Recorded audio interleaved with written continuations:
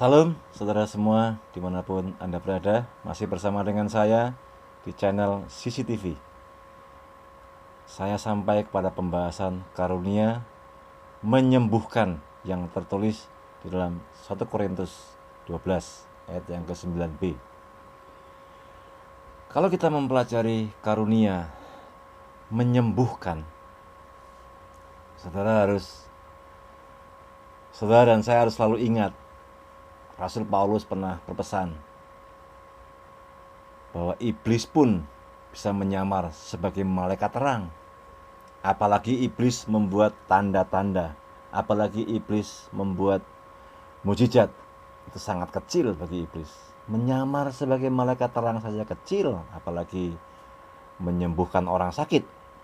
Nah, saudara sekalian, kita harus selalu mengingat apa tandanya jika seseorang sembuh karena Tuhan, atau seseorang dipakai menyembuhkan orang, itu kuasanya datang dari Tuhan. Saudara harus tahu tandanya dan buahnya. Setidaknya orang itu menggunakan nama dan kuasa Tuhan Yesus yang mendoakan. Lalu dari pihak yang mendoakan, dia juga memuliakan nama Tuhan dan hidup mencintai firman-Nya. Pihak yang didoakan menjadi sembuh, dia juga memuliakan nama Tuhan Yesus, lalu melayani Tuhan Yesus seumur hidupnya, lalu melakukan firman Tuhan yang tertulis. Bukan sembuh pada hari itu lalu dia memusuhi pekerjaan Tuhan. Bukan sembuh pada hari itu lalu dia mencurigai semua orang.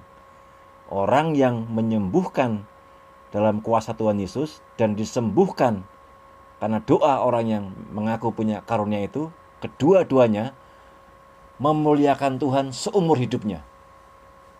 Bukan hanya setahun 2 tahun, seumur hidupnya memuliakan nama Tuhan, seumur hidupnya mengasihi pengajaran firman Tuhan, seumur hidupnya mengasihi pekerjaan Tuhan. Saudara, beberapa murid dilaporkan oleh Alkitab tentang menyembuhkan ini. Mereka juga menyembuhkan orang sakit. Saudara, Alkitab juga mencatat bahwa keinginan orang-orang yang menginginkan kuasa seperti yang dimiliki oleh para rasul. Artinya apa? Ada orang-orang di luar para rasul sangat menginginkan kuasa seperti yang dimiliki oleh para rasul. Di mana-mana para rasul menumpangkan tangan, ada kuasa, dan mereka sembuh, mereka terlepas dari kuasa roh jahat, dan mereka dilepaskan dari ketergantungan yang buruk. Ada dicatat di dalam Alkitab bahwa ada orang-orang yang ingin memiliki kuasa. Kita bisa menyimak di dalam Kisah Para Rasul 8 tentang keinginan Simon setelah dia menyaksikan pengajaran dan kuasa yang diberikan oleh Tuhan kepada Filipus. Filipus berkeliling di tanah Samaria. Lalu setelah itu, di negeri ini dikunjungi oleh rasul, antara lain Rasul Petrus. Lalu Petrus mendoakan mereka. Dan ketika selesai berdoa, seorang Simon yang mantan penyihir ini mungkin merasa dia kalah pamor, kalah jumlah viewer ya. Kalau sekarang kan jumlah viewer ya, lebih viral atau tidak itu. Nah, Simon ini kalah kuasa, kalah pamor, kalah jumlah viewer, dan semua sekarang beralih dari tontonan melihat si penyihir, sekarang fokus kepada Filipus yang mengasihi Tuhan. Kalau sudah lihat filmnya ada tuh ya, bagaimana Simon mengalahkan penyihir ini. Bagaimana Filipus mengalahkan Simon ini. Nah, praktek-praktek yang dilakukan oleh Simon, kalau saudara membaca Kisah Para Rasul 8 ya, coba saya akan membacakan untuk saudara. Ketika orang banyak, mulai dari ayat 6, ketika orang banyak itu mendengar pemberitaan Filipus dan melihat tanda-tanda yang diadakannya, mereka semua dengan bulat hati menerima apa yang diberitakannya itu. Mereka semua loh, berarti jumlahnya banyak. Ayat 7, sebab dari banyak orang yang kerasukan roh jahat, keluarlah roh-roh itu sambil berseru dengan suara keras. Dan banyak juga orang yang lumpuh dan orang timpang yang disembuhkan. Lumpuh, timpang, disembuhkan. Maka sangatlah besar sukacita dalam kota itu. Kota mana? Kota Samaria.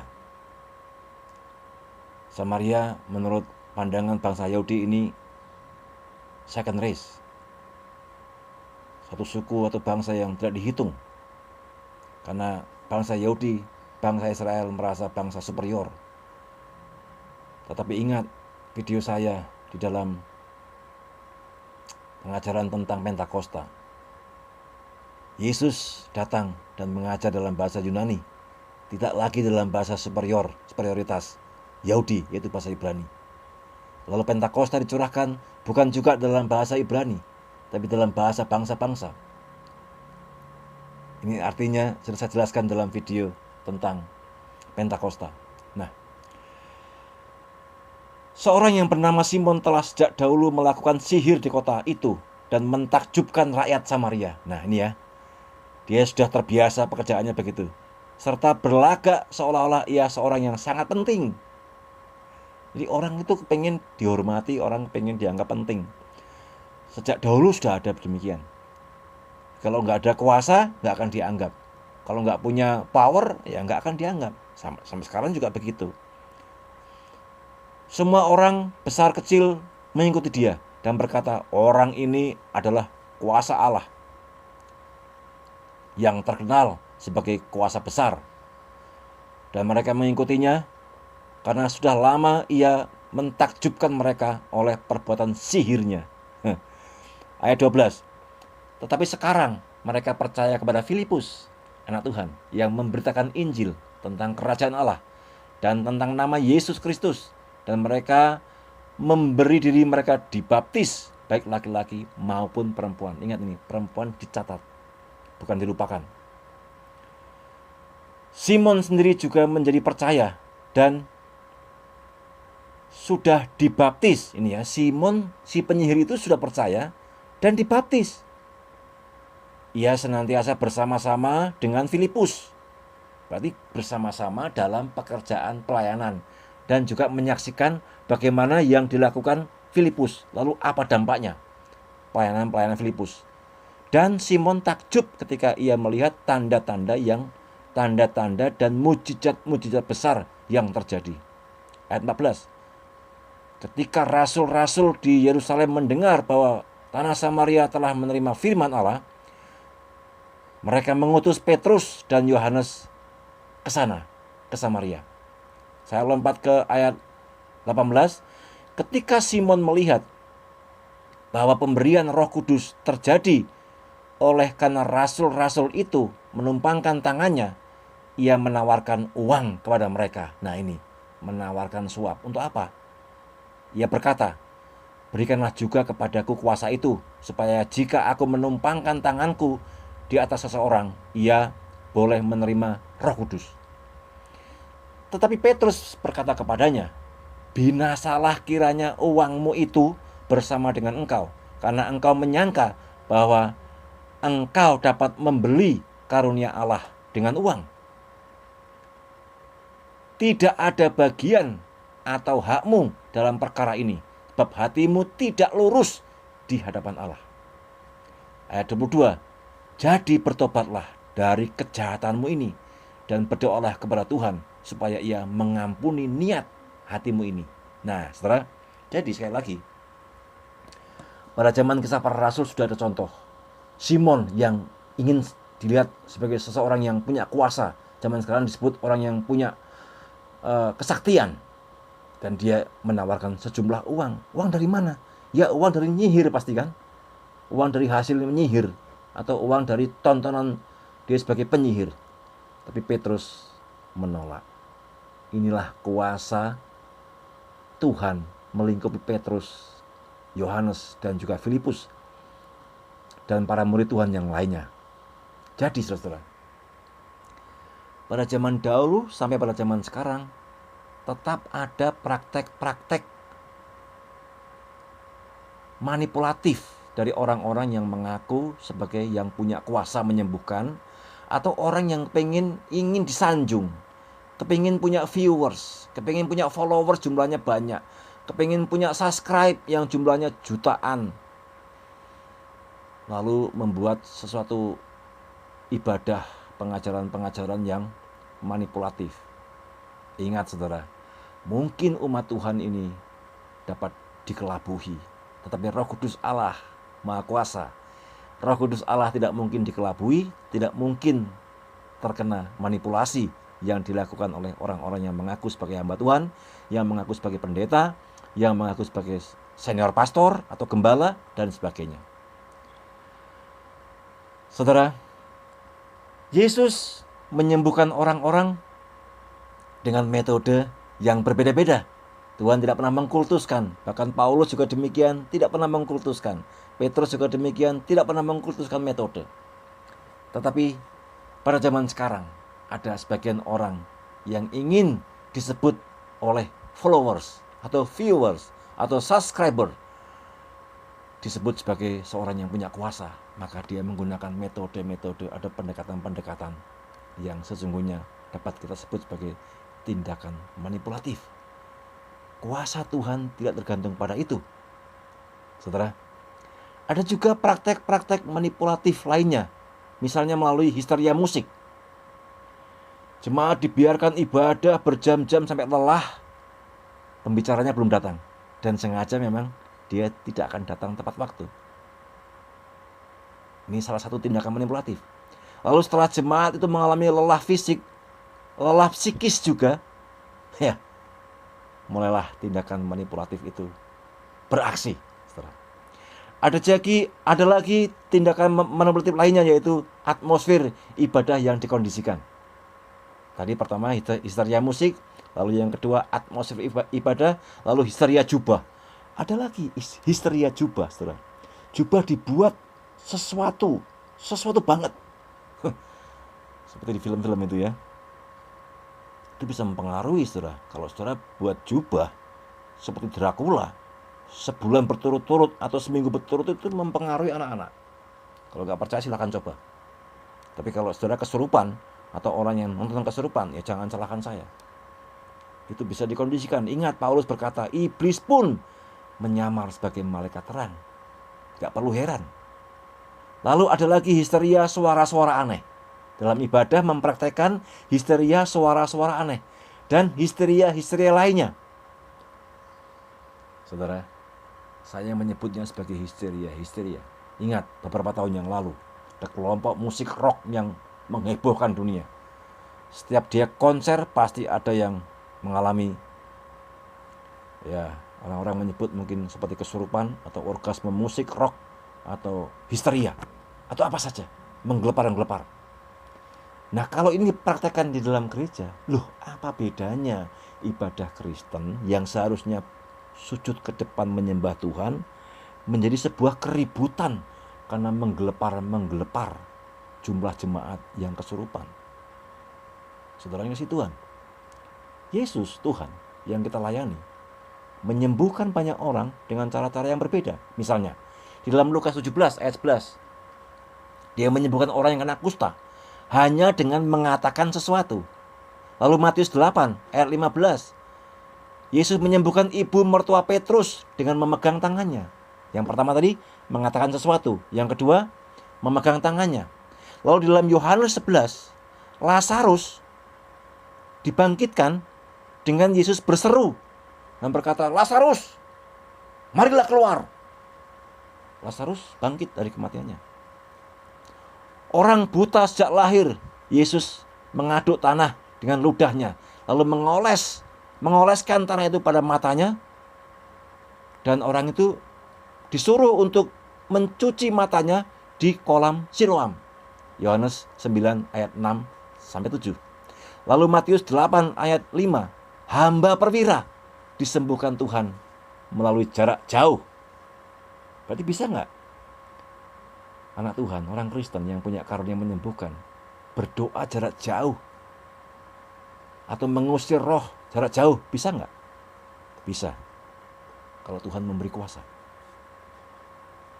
Saudara yang dikasihi Tuhan, ada lagi wanita pendarahan yang menyentuh jubah Yesus dan Yesus menyembuhkan. Jadi ada banyak cara Tuhan, banyak metode Tuhan melakukan tanda, mujizat dan kuasanya. Kita tidak boleh mengkeramatkan satu metode atau satu cara, karena bukan cara yang terpenting, tetapi kuasa Tuhan atau kehendak Tuhan untuk menyembuhkan orang itu. Yakobus 5 ayat 14 sampai 15. Minyak misalnya di dalam 1 Samuel 10 atau Samuel 16 itu adalah simbol urapan Roh Kudus. Tetapi Roh Kudus kan sudah diberikan. Yesus sudah memberi Roh Kudus kepada kita. Lalu minyak untuk apa sekarang? Nah, nanti ada video berikutnya ya. Minyak untuk apa? Roh Kudus itu kan disimbolkan dengan minyak urapan. Tapi Roh Kudus sudah diturunkan dalam Pentakosta dan secara pribadi orang menerima pada waktu ia dibaptis dalam Roh. Saudara dikasihi Tuhan, karunia menyembuhkan sampai sekarang saya percaya masih ada. Tetapi juga kita harus waspada bahwa ada manipulasi pekerjaan dari kuasa gelap, dari iblis, dari setan yang mengganggu ibadah orang percaya yang murni atau ingin mengelabui orang-orang. Dan orang-orang itu mengikuti cara-cara kuasa gelap hanya dengan tujuan jumlah viewers, dengan tujuan jumlah followers, hanya tujuan jumlah subscriber. Hati-hati saudara. Kita harus percaya bahwa bukan minyak, bukan penumpangan tangan, dan bukan metode yang dipakai oleh seseorang yang dapat menyembuhkan orang yang sakit. Esensinya terletak pada iman orang itu dan juga kehendak Tuhan. Kalau Tuhan berkehendak, Tuhan memberi iman kepada orang yang sakit itu dan Tuhan menyembuhkan. Metode memang memiliki dampak psikologis dan sosiologis karena ada sentuhan pribadi, sehingga merasa ada sesuatu sentuhan pribadi dan merasa ia dikuatkan dengan metode tertentu ya, dijamah pundaknya, dijamah kepalanya, disentuh dan sebagainya. Itu memberikan sentuhan psikologis dan itu ada ilmunya, ada caranya. Hipnoterapi itu ada ilmunya juga.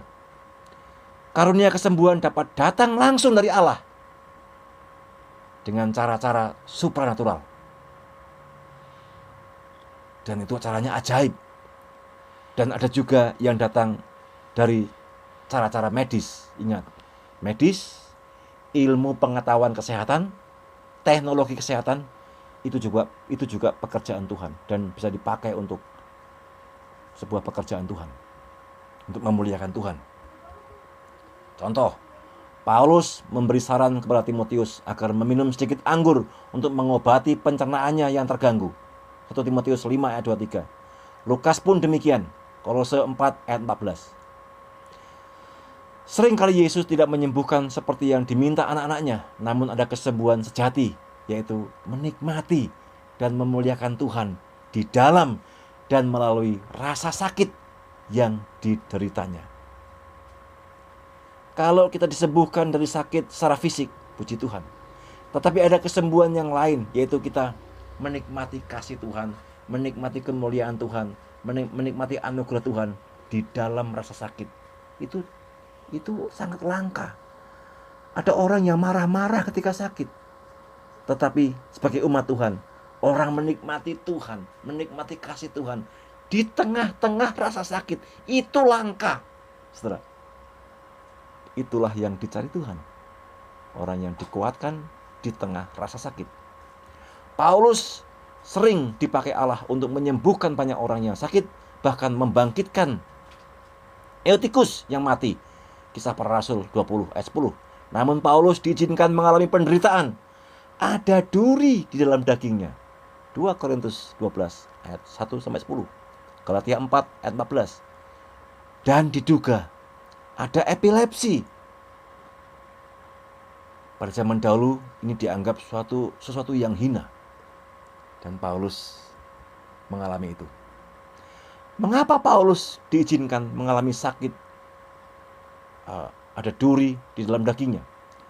Di dalam kasih karunia Tuhan, mungkin saja Allah ingin mencegah hambanya ini agar tidak jatuh dalam dosa kecongkakan, kesombongan, agar dia tetap rendah hati, sekalipun ia pernah mendapat penglihatan tentang hadirat Tuhan di surga.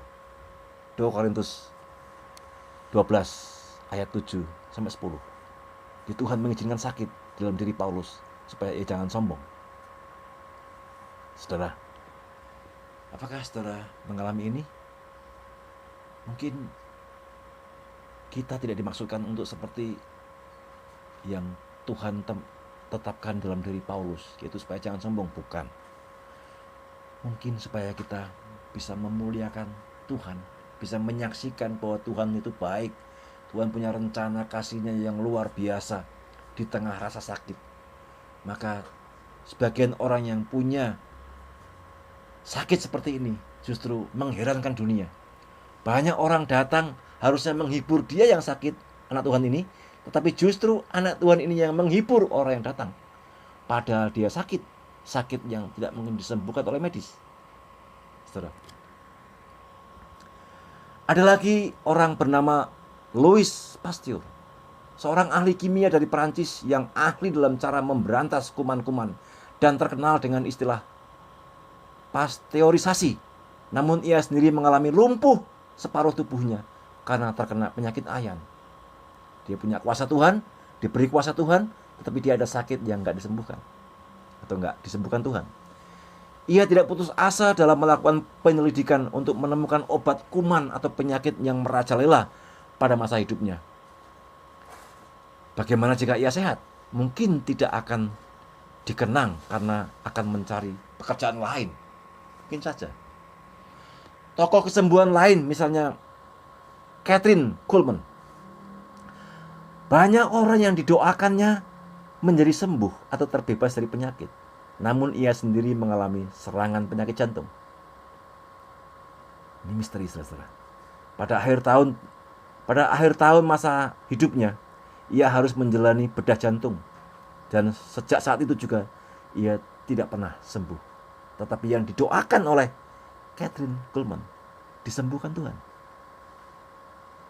Tetapi dia tidak pernah dicatat atau dilaporkan bahwa dia meninggalkan imannya atau meninggalkan Tuhannya atau menyangkal imannya. Tidak pernah. Lalu ia meninggal setahun setelah itu dalam keadaan menderita penyakit jantung. Namun demikian ia tetap mengikut Tuhan dengan taat dan setia sampai akhir hidupnya. Inilah sesuatu yang sangat indah, bahwa ada kegigihan, ada iman yang kuat di tengah-tengah kuasa kesembuhan yang Tuhan berikan kepada seseorang untuk menyembuhkan banyak orang. Jika saudara sedang sakit saat ini dan banyak orang mendoakan saudara dan saudara tidak tetap sakit dan Tuhan belum menyembuhkan saudara atau tidak menyembuhkan saudara, mungkin saudara punya karunia menasihati, mungkin saudara punya karunia menyembuhkan orang dalam keadaan sakit. Pergilah untuk mendoakan orang, jemaat, sesama hamba Tuhan. Mungkin mereka disembuhkan Tuhan melalui doa saudara. Jangan putus asa. Tetapi yang terpenting dari karunia atau pengajaran tentang karunia menyembuhkan ini adalah baik orang yang diberi karunia maupun orang yang didoakan menjadi sembuh sama-sama memuliakan Tuhan seumur hidupnya. Sama-sama melayani Tuhan seumur hidupnya dan sama-sama mencintai firman-Nya seumur hidupnya. Selamat melayani Tuhan dalam karunia menyembuhkan. Tuhan memberkati kita sekalian. Salam.